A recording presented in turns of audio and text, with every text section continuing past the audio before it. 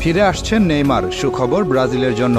আগামী অক্টোবরে বিশ্বকাপ বাছাই পর্বে ব্রাজিলের ঐতিহ্যবাহী 10 নম্বর জার্সি পরে মাঠে নামবেন তিনি। তাই ব্রাজিল ভক্তরা এখন খুশি, কারণ ব্রাজিলের এই ঐতিহ্যবাহী জার্সিটি নেইমারের অনুপস্থিতিতে যে অসম্মানের শিকার হয়েছে, এখন তা আর হবে না।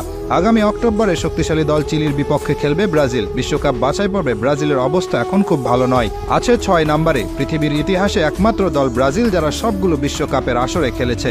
বাকি যত দল আছে, আর্জেন্টিনা, স্পেন, জার্মানি, যাদের কথাই বলুন না কেন, তারা সবাই একবার না একবার হলেও বাছাই পর্ব থেকে বাদ পড়ে মূল বিশ্বকাপ খেলার যোগ্যতা হারিয়েছিল। কিন্তু ব্রাজিলই একমাত্র দল যাদের কোনোদিন এমন কিছু দেখতে হয়নি। কিন্তু এবার শঙ্কা জেগেছে বিশ্বকাপ বাছাই পর্ব থেকে বাদ পড়ার। আর তাই এমন সময়ে দলের প্রাণভোমরা নেইমারের দলে ফেরার এমন ঘোষণা আশা জাগিয়েছে ব্রাজিল ভক্তদের মনে। কারণ নেইমার কি জিনিস সেটা সকলেই জানে। নেইমার এমন একজন খেলোয়াড় যিনি একাই পারেন একটা ম্যাচ জিতিয়ে নিয়ে আসতে।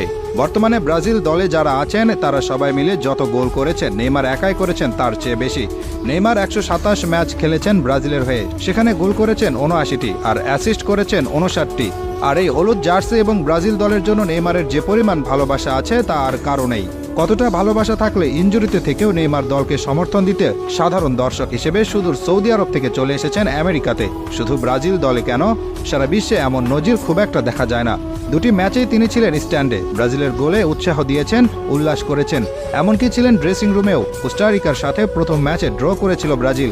সেদিন গ্যালারি থেকে ব্রাজিল অধিনায়ক দানিলোকে ধ্বনি দিচ্ছিলেন দর্শকেরা। দানিলোও এগিয়ে গিয়েছিলেন তাদের জবাব দিতে, কিন্তু এগিয়ে আসলেন নেইমার। দানিলোকে বুঝালেন, বললেন এই মানুষগুলো ব্রাজিল দলকে ভালোবাসে, তারা এই দলের খারাপ সময়টাই মেনে নিতে পারছে না। বুঝিয়ে শুনিয়ে নেইমার দানিলোকে নিয়ে গেলেন ড্রেসিং রুমের দিকে। দায়িত্ব পালন করলেন বড় ভাইয়ের।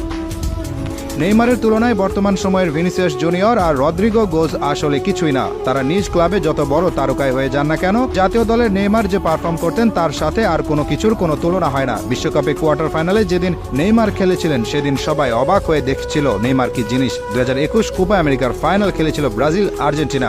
ব্রাজিল সেদিন হেরে গিয়েছিল আর্জেন্টিনার কাছে, কিন্তু হেরে গেলেও আর্জেন্টিনা একাধিক